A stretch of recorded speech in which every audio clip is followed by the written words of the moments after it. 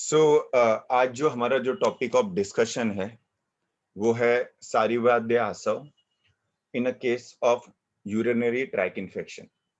अभी देखो, जो एक कल्प का एक्शन हम लोग और यूटीआई के बारे में पढ़ते हैं, लेकिन ये चीज इसलिए भी बहुत इंपॉर्टेंट है इसको समझना कि हमारे प्रैक्टिस के अंदर ये जो कल्प है सारीवाद्य आसव, इसे यूरिनरी ट्रैक के हर एक पेशेंट के अंदर, मतलब इन्फेक्शन के हर एक पेशेंट में दिया जाता है।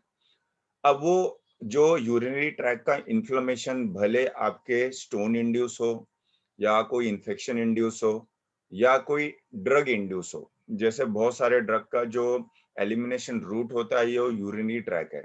तो बेसिकली सारीवाद्य आसव कल्प का एकंदरी रचना ऐसा है कि बहुत सारे अलग अलग जगह पे काम करती है, लेकिन मूत्र व स्रोतस उसका जो है एक टारगेट एरिया, बहुत दो तीन टारगेट एरिया में से एक टारगेट एरिया जहां से उसका एक्सक्रीशन बहुत अच्छा होता है। यही रीजन है कि सारीवा का जो उपयोग है वो हम लोग, या सारीवाद्य आसव का जो उपयोग है वो हम लोग यूरिनरी ट्रैक के किसी भी रिलेटेड इन्फ्लेमेशन पैथोलॉजी में यूज कर सकते हैं।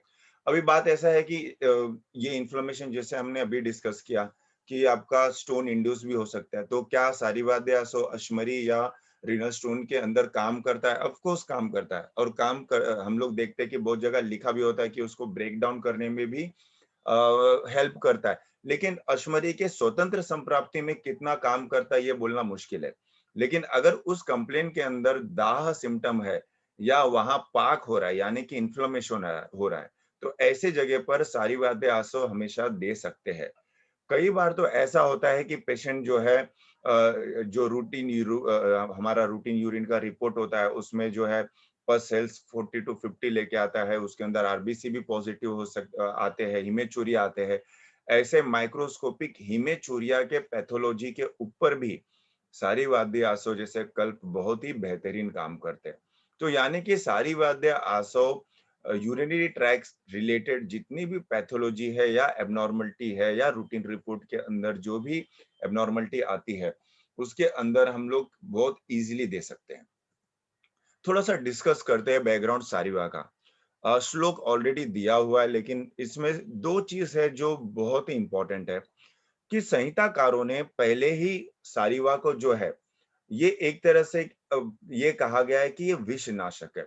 हम लोग को दो चीज इसको ध्यान में रखना है कि सारीवा जो है ये विष नाशक है। दूसरा, सारीवा जो है ये पित्त शामक भी है। कभी कभी हम लोग मतलब हमेशा हम पढ़ते समय ध्यान देखते हैं कि जो विष का गुण होता है वो पित्त के समान ही होता है। यानी कि सारीवा का एकंदरी रचना जो है, जो एक टारगेट ऑफ एक्शन है, ये ज्यादा करके ना रक्त धातु होता है। क्योंकि विषारी भी होना, पित्त होना, ये रक्त के द्वारा या रक्त के मार्ग या रक्त धातुगत अंतर होके ही शरीर के अंदर सबसे ज्यादा प्रसार करते हैं।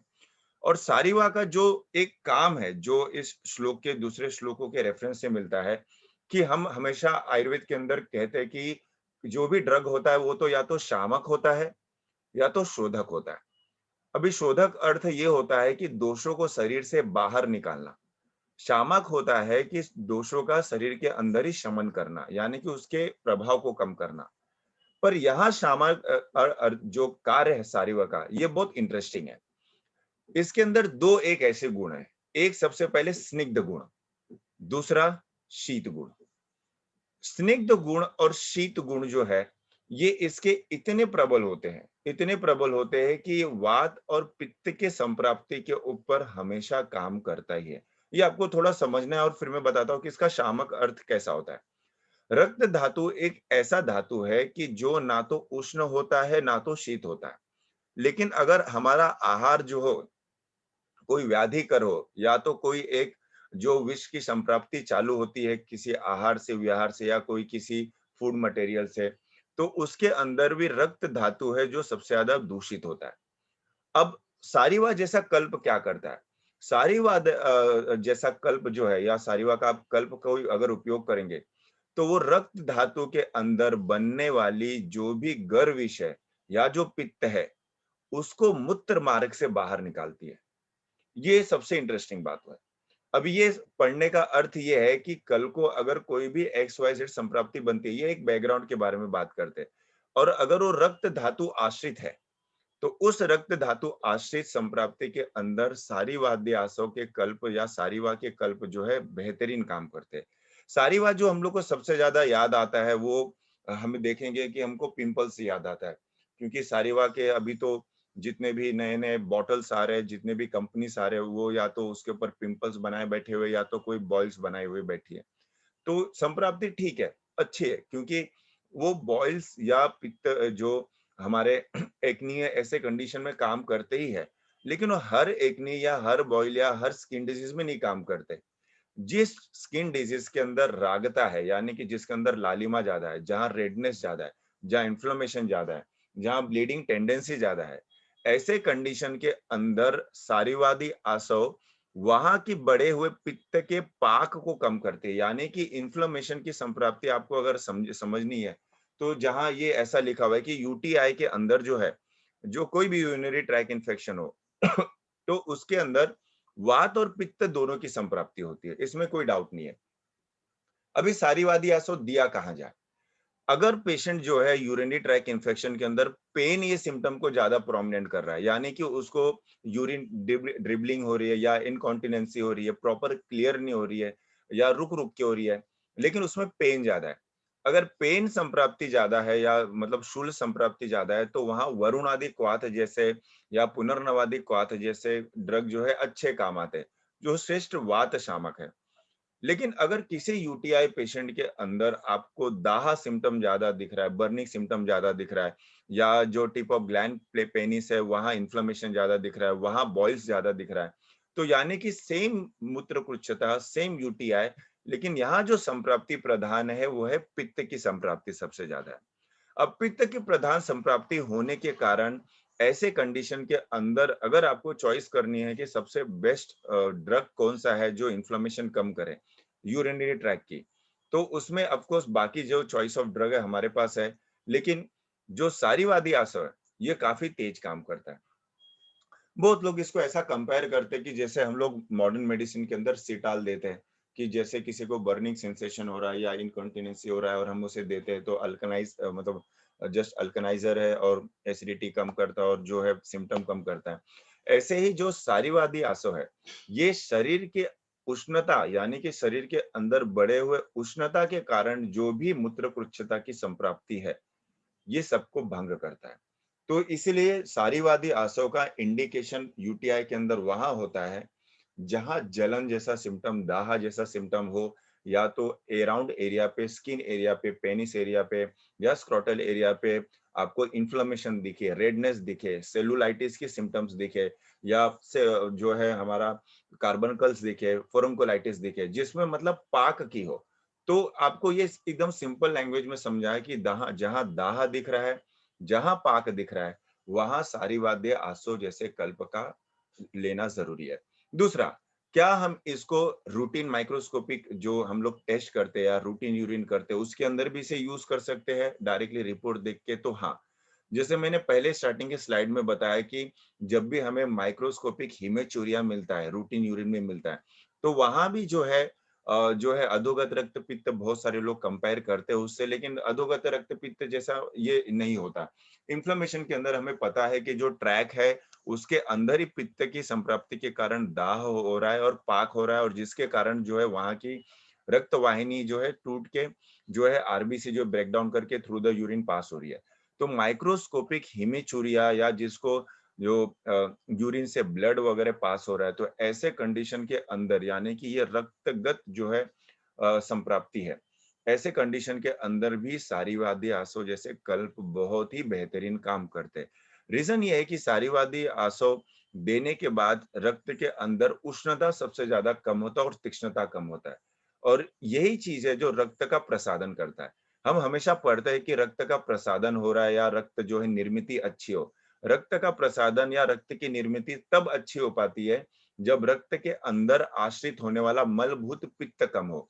अगर आप मल के देखोगे कि धातु का जो मल है, रस का मल है, जो कफ होता है, रक्त का मल पित्त होता है और वो हमेशा शरीर के बाहर जाता है। लेकिन किसी संप्राप्ति के कारण या किसी जो है व्याधि के कारण अगर रक्त के अंदर ही आश्रित हो जाए, तो भी वो संप्राप्ति जो है क्रिएट करता है। तो इसलिए हमेशा फिर से हमें ये देखना है कि जब भी हम लोग किसी कंडीशन के अंदर दे या किसी हम लोग यूरिनरी ट्रैक इन्फेक्शन जैसे कंडीशन के अंदर दे, तो वहां सारीवादी आसव देने का पहला इंडिकेशन होना चाहिए कि या तो रूटीन माइक्रोस्कोपिक में आपको हिमेचुरिया मिले, या जो प्रेजेंस ऑफ आरबीसीस मिले, या तो आपको क्लियर कट जो है आप देख रहे हैं कि इन्फ्लेमेशन ज्यादा है और पेशेंट जो है सिम्टम ज्यादा बर्निंग का कह रहा है, तो बर्निंग होना सारीवादी आसव, और यूटीआई के अंदर शूल ज्यादा होना, पेन ज्यादा होना, वो आपका वरुणादि क्वाथ या पुनर्नवा क्वाथ आप यूज कर सकते हो। जहां बर्निंग और पेन ज्यादा होते हैं वहां भी सारीवादी आसव कल्प ही काम आता है, क्योंकि सारीवादी आसव जो है ये पित्त प्रधान वात के या पित्त सम्मूर्छित वात अगर है तो दोनों में सिम्टम में काम आता है, यानी कि जहाँ बर्निंग सेंसेशन विथ पेन है, स्पास्मोडिक पेन, वहां भी ये काम आता है। तो यूटीआई नहीं, जैसे मैंने पहले बताया कि अगर किसी को स्टोन भी है और उधर बर्निंग सेंसेशन हो रहा है, तो वहां भी इसके संप्राप्ति को समझना है। अब मूत्र कुच्छता के संप्राप्ति के अंदर जैसे मैंने ये 2 वर्ड के अंदर ही लिखा हुआ है कि शरीर का जो क्लेद वहन का जो काम है, ये मूत्र का होता है। वो क्लेद का वहन करता है, और क्लेद अगर प्रॉपर शरीर में बने और उसका निर्मिति बरोबर हो और उसका वहन प्रॉपर हो, तो पेशेंट का जो यूरिन फ्लो है एकदम प्रॉपर होता है, उसमें कोई भी पैथोलॉजी नहीं होती है। लेकिन मूत्र के क्लेद में विकृति तब आती है जब वायु अपने रुक्ष गुण के साथ बढ़ जाए या पित्त अपने तीक्ष्ण और उष्ण गुण के साथ बढ़ जाए। अब ये सिम्टोमेटिक होता है कि आप इसको सिम्टोमेटिक समझ सकते हैं, इसको कोई सूक्ष्म तरीके से देखने का कोई मतलब और वे नहीं है कि अगर आपके पेशेंट यूटीआई के सिम्टम में पेन ज्यादा कह रहा है, ड्रिबलिंग ज्यादा कर रहा है, उसको रुक रुक के यूरिन पास हो रहा है, डिफिकल्टी से पास हो रहा है या पेन से पास हो रहा है, ये सब कंडीशन के अंदर वायु रुक्ष गुण के साथ ही बड़ा होता है। इसका मतलब आपके पास जो संप्राप्ति हो है या आपको जो ड्रग देनी है, उसके अंदर किंचित उष्णता होनी चाहिए और ड्रग जो है ओवरऑल स्निग्ध होनी चाहिए। लेकिन अगर वही संप्राप्ति यूटीआई के अंदर पित्त की संप्राप्ति ज्यादा हो, यानी तीक्ष्णता ज्यादा और उष्णता ज्यादा हो, तो संप्राप्ति में आपको बर्निंग सेंसेशन ज्यादा मिलेगा, क्योंकि क्लेद वह ये और आप दोनों तरफ से देखो कि तीक्ष्णता उष्णता के बढ़ने से भी मूत्रगत क्लेद कम होती है और वायु की रुक्षता से भी मूत्र का क्लेद कम होता है। तो मूत्र का क्लेद जो है इसको बना के रखना या इसका प्रॉपर अमाउंट में बनना, ये भी इंपॉर्टेंट है, क्योंकि जो भी शरीर के अंदर जो भी विष निर्मात होते हैं या जो भी टॉक्सिन्स निकलते हैं, वो हमेरा हमेशा सबसे फास्टेस्ट रूट जो है वो यूरिन ही है जो इससे निकलता है। इसलिए शरीर के अंदर प्रॉपर अमाउंट ऑफ क्लेद का बनना या क्लेद को जो है वायु की संप्राप्ति या पित्त की संप्राप्ति से अगर भंग होता है या तो वो इफेक्ट होता है, तो दोनों कंडीशन में आपका सारीवादी आसव जैसे कल्प काम करते ही करते हैं। अब अगर सारीवादी आसव के श्लोक में अगर हम देखें, तो श्लोक बहुत इंटरेस्टिंग है। श्लोक के अंदर ज्यादा से ज्यादा जो चीजें आई हुई है, भले मेह आया हुआ है क्योंकि यस डायबिटीज के अंदर भी इसको दिया जाता है, लेकिन डायबिटीज इंड्यूस स्किन डिजीज जो ज्यादा होते हैं, या डायबिटीज के अंदर हम सेलुलाइटिस ज्यादा देखते हैं, या डायबिटीज के अंदर जो हम फॉलिकुलाइटिस वगैरह देखते हैं या रिकरेंट स्किन इन्फेक्शन देखते हैं, उसके अंदर इसका उपयोग ज्यादा होता है, क्योंकि इसकी गामित तो रस रक्त तक ही है। प्रमेय अगर थोड़ा और आगे पहुंच जाए मांस मेद में, तो वहां उतना ये काम नहीं करती।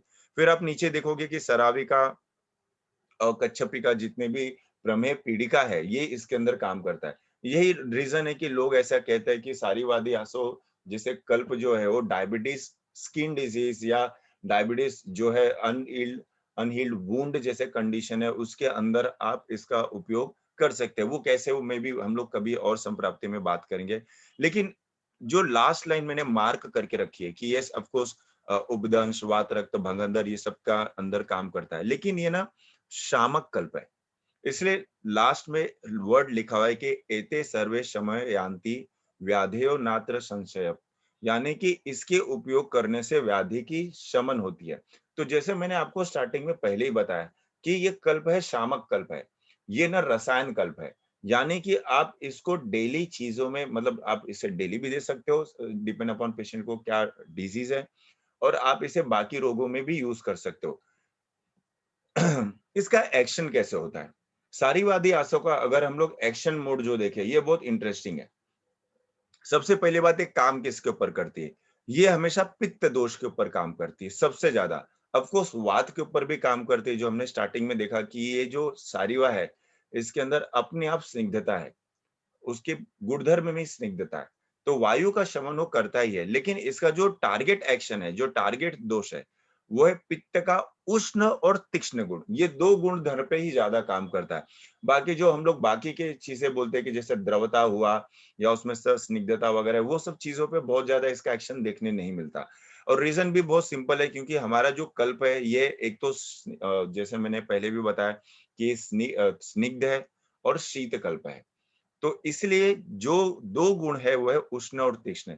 यानी कि किसी भी संप्राप्ति के अंदर जहां पित्त का उष्ण और तीक्ष्ण गुण बड़ा है, वो हर संप्राप्ति के ऊपर सारी वाद्यासो काम करता ही करता है, एक्सेप्ट जो उसका टारगेट ऑर्गन है। जैसे कि आप धातु देखो, रस और रक्त, और इवन मांस धातु भी ले सकते हैं। जैसे हमने पहले बताया कि सराविका, कच्छपिका, जो प्रमेय इंड्यूस या डायबिटीज इंड्यूस जो स्किन डिजीज है या अनवुंड हील्ड है, उसको हम प्रमेय पीड़िका में मतलब कंपेयर कर सकते हैं। लेकिन इसका जो मेन एक्शन है वो है रक्त धातु। यानी रक्त धातु के द्वारा उत्पन्न जो पैथोलॉजी है, उसमें ये सबसे ज्यादा काम कर सकता है। इसलिए ज्यादा करके जैसे मैंने पहले बताया कि सेलुलाइटिस के संप्राप्ति में जहां रस रक्त की संप्राप्ति ज्यादा है, या फोरंकलाइटिस जैसे कंडीशन जिसमें फॉलिकल्स इन्फेक्शन होते हैं, उसके पैथोलॉजी में ज्यादा है। अभी जैसे आप ये बॉटल को ही देखिए, इस बॉटल में कोई एक फीमेल का फोटो दिया हुआ है जो पिंपल्स दिखा रही है, आपको उस काम करता है, लेकिन हर पिंपल पे नहीं। पिंपल के अंदर अगर रेडनेस है और दाग है तो ही काम करेगा। तो एज अ प्रैक्टिशनर हमें हमेशा ये देखना पड़ता है कि ब्रांडिंग, ऑफ कोर्स कंपनी को ब्रांडिंग करनी है, वो अपने हिसाब से जो है पिक्चर्स लेके जो एक टारगेट ऑडियंस है उसको अट्रैक्ट कर सकता है। लेकिन जो कल्प जो है, ये एक पिंपल्स या जो स्किन डिजीज है, इससे बहुत ज्यादा बढ़कर है। मल मल का अगर विचार करें सारी वाद्यासों के, कि जैसे बताया कि दोष जो है पित्त प्रधान पे काम करता है, धातु जो है रक्त प्रधान पे काम करता है, और उससे भी इंपॉर्टेंट है कि ये करता क्या है। तो रक्त मल पित्त को टारगेट करता है। अब इसको ना सिंपल रख लो। मुझे ऐसा लगता है कि जैसे बहुत बार आप लोगों ने सुना होगा कि मैं ये वर्ड को यूज करता हूँ कि रक्त मल पित्त, और क्यों यूज करता हूँ। रीजन ये है कि धातु मल हमें आने ही चाहिए। धातु से, मल से अगर शरीर जो है मलिन होता है, तो उसकी भी चिकित्सा करना ये भी एक प्रकार का मतलब एक एक स्किल है। और जैसे कि रक्त मल पित्त के बारे में हम लोग क्यों डिस्कस कर रहे हैं, हम लोग इसलिए डिस्कस कर रहे हैं क्योंकि अगर रक्त के अंदर मलभूत भाग जो पित्त है, वो अगर साम हो जाए और वो अगर शरीर के बाहर नहीं निकल पाए, तो वो रक्त को दूषित करके ही उसी की व्याधि को उत्पन्न करते हैं। भले अब वो स्किन डिजीज हो या जैसे हाइपरटेंशन, क्योंकि सारी वाद्य आसो जैसे है अस्त्राभिनोदन यानी कि हाइपरटेंशन जैसे संप्राप्ति पे काम करता है, ब्लड क्लॉट के संप्राप्ति पे काम करता है, जो हम लोग अभी डिस्कस नहीं किए। यानी कि जब भी हमारे पास कोई थ्रोम्बोस वेन आते हैं या डीप वेन थ्रोम्बोसिस जैसे केस आते हैं, उसके अंदर भी सारी वादियासों का अपना एक एक्शन होता है। क्यों?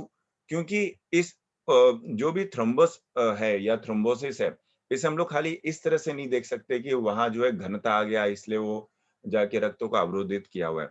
ये साम जो पित्त है, जो मलभूत पित्त है, ये किसी भी रक्त धातु के अंदर ग्रथित संप्राप्ति कर सकती है। तो ऐसे कंडीशन में भी रक्त को निराम करना और रक्त का प्रसादन करना ये कल्प का काम है। क्यों? क्योंकि रक्त के अंदर से रक्त मल जो पित्त है, इसको शरीर से बाहर निकलता है मूत्र मार्ग से।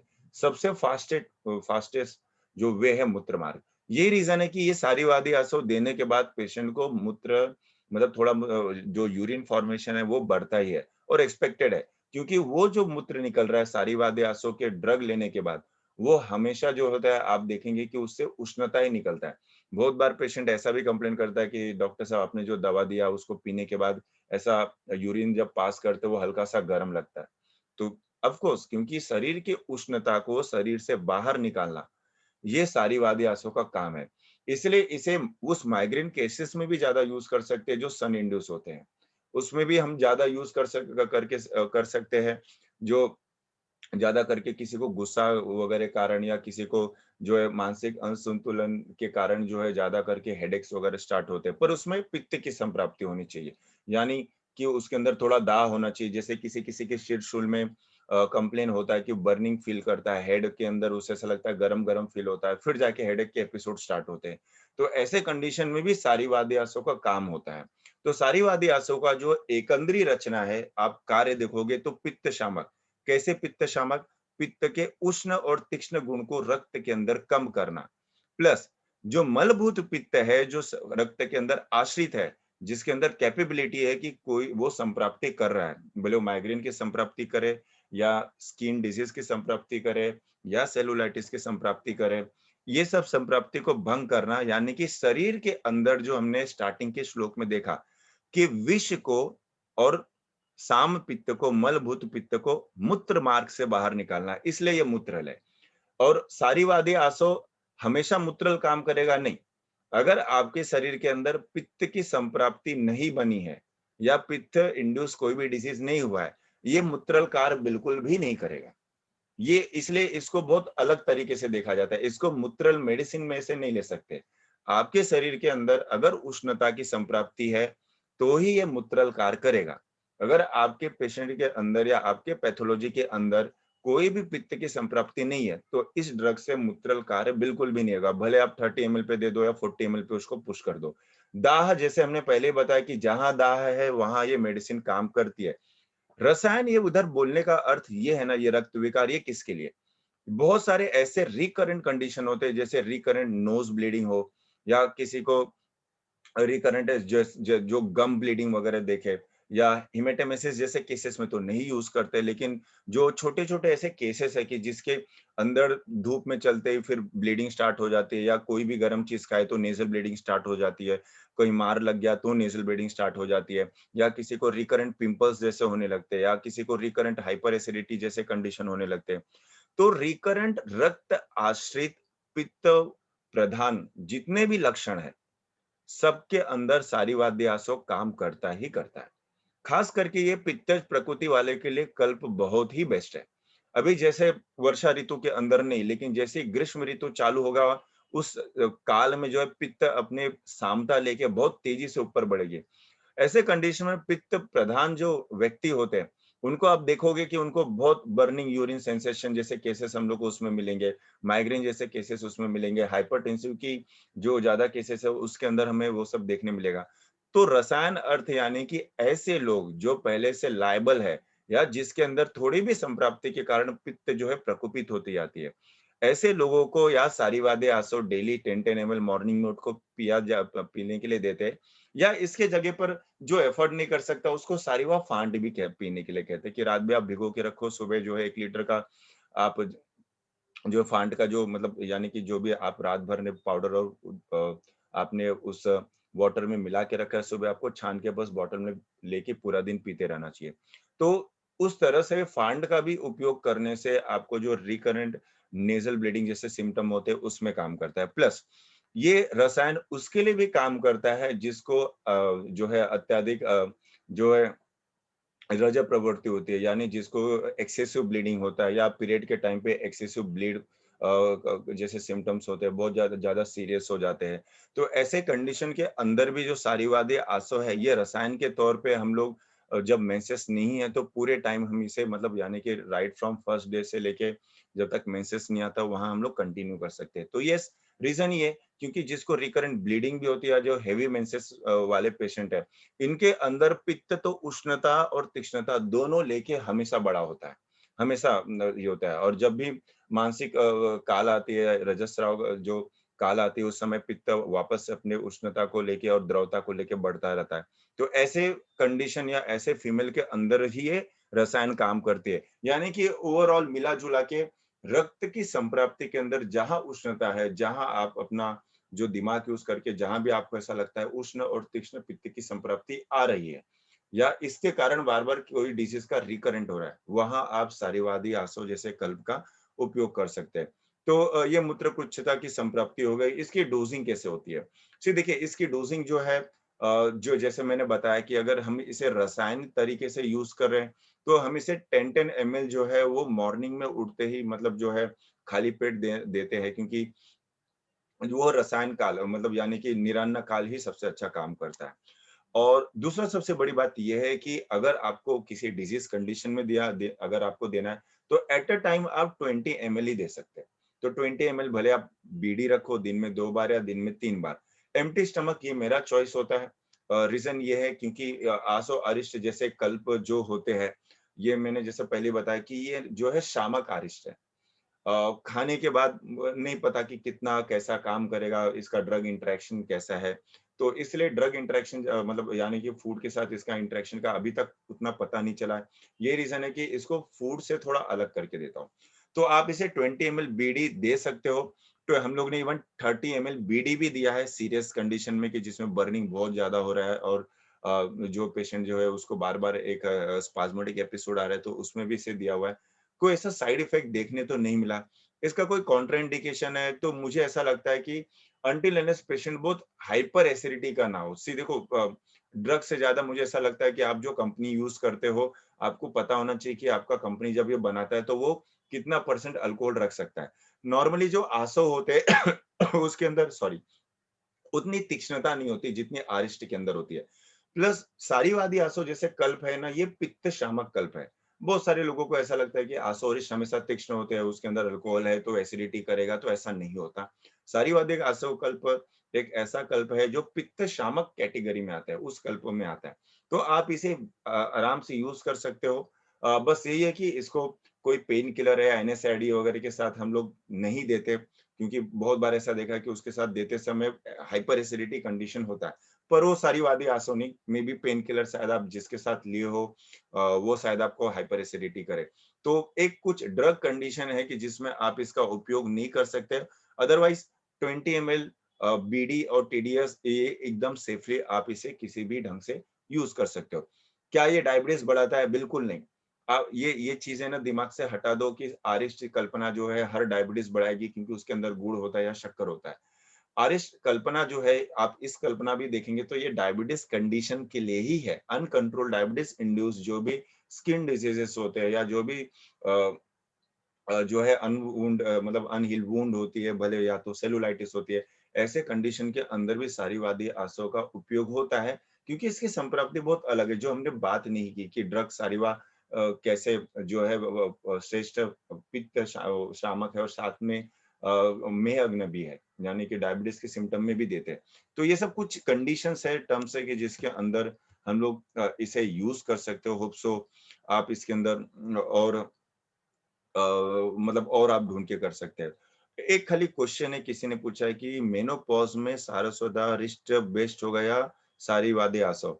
मेनोपॉज़ल सिम्पटम में ये एक अच्छा क्वेश्चन है क्योंकि मेरे पास भी 1-2 केसेस ऐसे आए थे। इसको एक इस तरह से मैं बोलना चाहता हूँ कि देखो मेनोपॉज़ल सिम्पटम के अंदर मुझे ऐसा लगता है कि अश्वगंधा अरिष्ट जैसे कल्प या बलारिष्ट जैसे कल्प ज़्यादा काम आना चाहिए। लेकिन अगर हम मेनोपॉज़ के अंदर मूड स्विंगिंग जैसे अगर सिम्पटम जो है अगर प्रोमिनेंट देखते हैं, तो मेरे ख्याल से वहाँ जो आपको उपयोग करना है वो जो है सारस्वता अरिष्ट जैसे कल्प आप उधर यूज़ करते हो। लेकिन मुझे जहाँ लगता है कि मेनोपॉज़ल के ऊपर ना अश्वगंधा अरिष्ट जैसे कल्प ही ज़्यादा यूज़ करते हैं। सारीवादी आंसू हम लोग तभी यूज़ करते हैं ना जब मतलब जो है डिस्टर्ब ब्लीडिंग पैटर्न होता है कि बार-बार अगर ब्लीड दिख रहा है या बार-बार मेंसेस इर्रेगुलरिटी आ रहा है, ऐसे कंडीशन में ही हम लोग यूज़ करते हैं। अदरवाइज़ बहुत ज़्यादा सारीवादी आंसू का मेनोपॉज़ल के अंदर तो संप्राप्त के अनुसार यूज़ नहीं है। अनुपान क्या होना चाहिए यूटीआई का? तो अनुपान मेरे ख्याल से जो है या आप इसे शीत जल मतलब ठंडा जल नहीं बट नॉर्मल वाटर के साथ ही लो। कल्प अपने आप में शीत है, वो अपना काम कर लेती है। इसको कुछ गर्म पानी जैसी चीज़ के साथ देने का मुझे नहीं लगता ऐसा कुछ ज़रूरत है। फिर एक क्वेश्चन और है कि सारीवादी आरएस सीज़न देख के भी यूज़ करना होता है। हाँ, नहीं मुझे ऐसा लगता है कि हर आसो अरिष्ट का अपना एक पैटर्न होता है, तो आप हर सीज़न में अलग-अलग चीज़ों को यूज़ कर सकते हैं। हॉट फ्लशेस के अंदर डेफिनिटली ये ड्रग बहुत ही अच्छा काम करता है, जिसको खास करके जो है हीट मतलब फ़ील होता है, जिसको हॉट फ्लशेस होता है या जिसको ऑल ऑफ सडन बॉडी जो रेड हो जाता है या रिकरेंट कंजक्टिवाइटिस हो जाते हैं, ऐसे कंडीशन में आप इसे बिल्कुल भी मतलब यूज़ कर सकते हैं।